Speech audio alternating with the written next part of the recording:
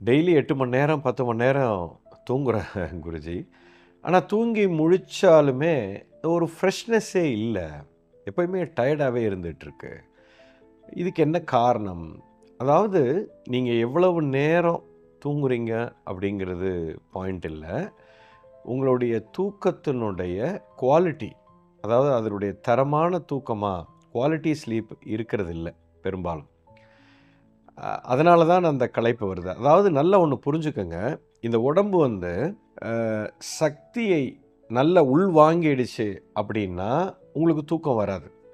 இந்த உடம்புல உயிர் சக்தி எல்லாமே போயிடுச்சு அப்படின்னா, ஒரு மனுஷனுக்கு தூக்கம் வரும். அதாவது ஒரு தூக்கம் எப்ப வரும், எப்ப போகும் அப்படிங்கிறத தெளிவா புரிஞ்சுக்கங்க.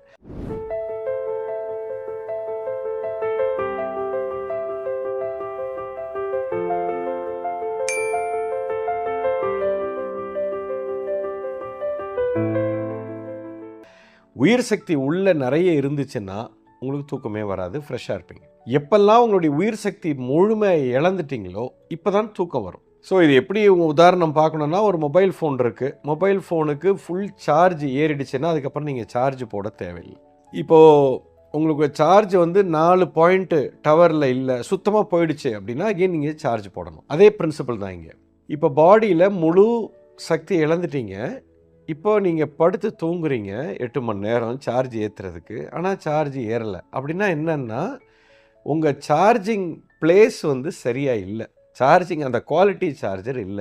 நீங்க படுத்து தூங்குற இடம் உங்களுக்கு தேவையான உயிர் சக்தியை கொடுக்கவில்லை. இதுதான் பிரச்சனை. So it is not about எவ்வளோ நேரம் தூங்குறீங்கன்ட்டு, it's a quality of sleep. அதாவது இப்போ நீங்க உங்க பெட்ரூம் சைஸ் இருக்கு.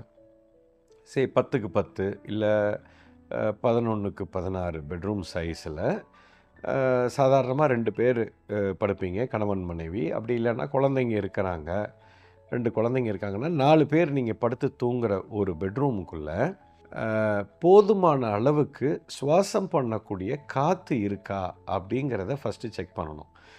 அதாவது உதாரணத்துக்கு எவ்வளவு காற்று அளவு தேவைப்படுது அப்படின்னா, என்ன கண்டுபிடிச்சிருக்காங்க, ஒரு நிமிஷத்துக்கு ஒரு சராசரி மனிதன் 8 லிட்டர் காற்று சுவாசிக்கிறான். ஸோ 8 லிட்டர் காற்று ஒரு நிமிஷத்துக்குன்னா, ஒரு நாளைக்கு கிட்டத்தட்ட பார்த்தீங்கன்னா 12,000 லிட்டர் தேவை. 8 மணி நேரம் நீங்கள் தூங்குறீங்க அப்படின்னா, ஒரு ஆளுக்கு 4,000 லிட்டர் காற்று தேவை. நீங்கள் அடைச்சி போட்டு தூங்குற அந்த ரூமுக்குள்ளே 4 பேர் தூங்குறீங்க அப்படின்னா, 16,000 லிட்டர் காற்று ஃப்ரெஷ் ஏர் இருக்கான்னா சத்தியமாக கிடையாது. ஏன்னா எல்லா கதவையும் நீங்கள் அடைச்சி போட்டு தூங்குறீங்க. டெஃபினட்டாக அந்த அளவுக்கு சுவாசிக்கக்கூடிய காற்று இல்லை.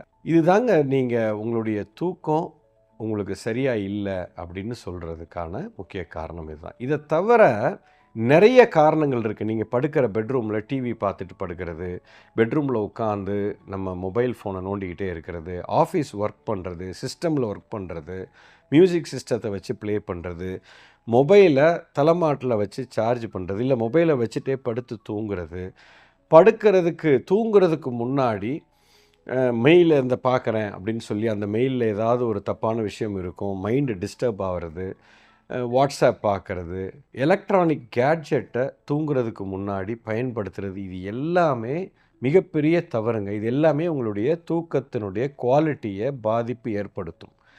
இதனால தான் ஒரு மனிதனுக்கு தூக்கம் பெரிய ஒரு பிரச்சனை, கேள்விக்குறியாக இருக்குது. எப்போ ஒரு மனிதன் சரியான தூக்கம் இல்லையோ, அவனுடைய பாடியில் சக்தி ஓட்டமே இருக்காது. நீங்கள் செய்கிற வேலை எஃபிஷியண்ட்டாக இருக்காது. மிகப்பெரிய பாதிப்புக்கு உள்ளாகணும். படுக்கிற இடத்துல எதையுமே வைக்கக்கூடாது. குறிப்பாக எலக்ட்ரானிக்ஸ் எதுவுமே இருக்கக்கூடாது. படுக்கிற இடத்துல ஆஃபீஸ் ஒர்க்கை பண்ணக்கூடாது. இது எதுவுமே செய்யக்கூடாது. சுருக்கமாக ஒரு வரியில் சொல்லணும்னா, தூங்குகிற இடத்துல தூங்குறதுக்கு ஒரு 1.5 2 மணி நேரத்துக்கு முன்னாடி டிவி பார்க்குறதோ, மொபைல் ஃபோனை நோண்டுறதோ, இது எல்லாத்தையும் நிறுத்திடுறது ரொம்ப உசிதமானது. இது வந்து ஒரு குவாலிட்டி ஸ்லீப்பை கொடுக்கும். 1. 2வது, உங்கள் ரூம் வந்து ரொம்ப வென்டிலேட்டடாக இருக்கணும். வெளிக்காற்று உள்ளே வரணும், உள்ளே இருக்கிற காற்று வெளியில் போகணும். அந்த மாதிரி ஒரு அமைப்பு இல்லை அப்படின்னா, அட்லீஸ்ட் ஒரு எக்ஸாஸ்ட் ஃபேனாவது நீங்கள் மாட்டணும். இந்த மாதிரி எல்லாம் ஒரு செட்டப்பை கரெக்டாக பண்ணும்போது நமக்கு ஒரு குவாலிட்டி ஸ்லீப் இருக்கும், தூக்கம் நன்றாக இருக்கும். அப்படி இருக்கும் பொழுது உங்களுடைய லைஃபே நல்லாயிருக்கும். ஏன்னா பாடியில் எனர்ஜி நிறைய இருக்கும். அடுத்த ஒரு முக்கியமான காரணம் நீங்கள் பார்க்கணும் அப்படின்னு சொன்னால், இந்த தூக்கம், ஓய்வு அப்படின்னு 2 விஷயம் இருக்குங்க. ஒன்று ஸ்லீப்பு, இன்னொன்று ரெஸ்ட்டு. இந்த உடம்புக்கு வந்து தூக்கம் நிறைய எப்போ தேவைப்படும்னா, யார் உடல் உழைப்பு அதிகமாக பண்ணுறாங்களோ அவங்களுக்கு தூக்கம் நல்லா வரும். யார் உடல் உழைப்பை ரொம்ப கம்மியாக பண்ணுறாங்க, ஆனால் மன உழைப்பு அதிகமாக இருக்குது. இப்போ ஒயிட் காலர் ஜாப்னு சொல்கிறோம். நீங்கள் ஆஃபீஸில் ஒர்க் பண்ணுறீங்க, சிஸ்டமில் உட்காந்து ஒர்க் பண்ணுறீங்க, ஐடி ஜாபில் இருக்கிறவங்களுக்கு உடல் உழைப்பே இருக்காது. மனம்தான் உழைத்து கொண்டே இருக்கும், மைண்டு தாட் ப்ராசஸ் நிறைய இருக்கும். இந்த மனிதர்களுக்கு தூக்கம் குறைவாகத்தான் இருக்கும். You understand? இவங்களுக்கு என்ன தேவைன்னா ஓய்வு தான் அதிகமாக தேவை. இப்போ அதே இது ஃபிசிக்கல் ஆக்டிவிட்டி நிறைய பண்ணுறாங்க, அவங்க நடந்துக்கிட்டே இருக்காங்க, வேலை பார்த்துட்டே இருக்காங்க, இந்த கூலி வேலை செய்பவர்கள்லாம் இருக்காங்க. இவங்கெல்லாம் வந்து மன உழைப்பை விட உடல் உழைப்பு அதிகமாக இருக்குது. இவங்களுக்கு வந்து தூக்கம் அதிகமாக தேவைப்படும், மன உழைப்பே அவங்களுக்கு கிடையாது, அதனால் ஓய்வு கம்மியாக இருக்கும். ஸோ இது ரெண்டுமே ஒரு பேலன்ஸ்டாக இருக்கணும். இருக்கும் பொழுது ஒரு மனிதனுக்கு ஆரோக்கியத்தை கொடுக்கும். ஸோ தெளிவாக புரிஞ்சுக்கங்க, தூக்கம் இல்லாமல் இருக்கிறதுக்கு பல காரணங்கள் இருக்குது. உணவு பழக்கமும் ஒரு காரணம். உணவை வந்து சீக்கிரமாக சாப்பிட்டுட்டு ஒரு 2 hours கேப் இருந்ததுன்னா பெஸ்ட்டு, தூக்கம் நல்லா வரும். சாப்பிட்டு முடித்த உடனே போய் படுக்கக்கூடாது, அது வந்து டிஸ்டர்பன்ஸை உள்ளே போகணும். ஏன்னா ஜீரண மண்டலம் இயங்கி கொண்டு இருக்கும். ஜீரண மண்டலங்கிறது பெரிய வேலை. அந்த வேலை உள்ளே நடக்கும்போது உங்களுக்கு தூக்கம் வரவே வராது, டிஸ்டர்பன்ஸ் இருந்துக்கிட்டே இருக்கும். ஸோ பொதுவாக நிறைய பேர் பார்த்திங்கன்னா, காலையில் ஆஃபீஸ்க்கு போகிறவங்க, நைட்டு இல்லை பிஸ்னஸில் இருக்கிறவங்க, நைட்டு வேலையெல்லாம் முடிச்சுட்டு வீட்டுக்கு போய் ரொம்ப லேட்டாக உட்காந்து சாப்பிட வேண்டியது. 10 மணி 10:30 மணிக்கு சாப்பிட்டுட்டு டிவி பார்த்துட்டு மொபைலில் நோண்டிட்டு சாப்பிட்ட உடனே போய் படுக்கிறீங்க. இதுதான் நீங்கள் செய்கிற மிகப்பெரிய தவறு. இந்த லைஃப் ஸ்டைலை நல்லா மாற்றிட்டீங்க அப்படின்னு சொன்னால் உங்களுக்கு தூக்கமும் ஓய்வுக்கும் உள்ள வித்தியாசத்தை கரெக்டாக இருந்து உங்களுடைய ஒர்க் ஸ்டைலை பொறுத்து கட்டாயம் உங்களுக்கு ஆரோக்கியமான ஒரு தூக்கம் இருக்கும். இது இருந்தாலே ஆரோக்கியம், உடல் ஆரோக்கியம் ரொம்ப உயர்ந்த இடத்துக்கு வரும். இது ரொம்ப ரொம்ப முக்கியங்க. தூக்கமும் சுவாச பயிற்சியும் ஒரு மனிதனுக்கு ரொம்ப அத்தியாவசியமான ஒரு தேவை.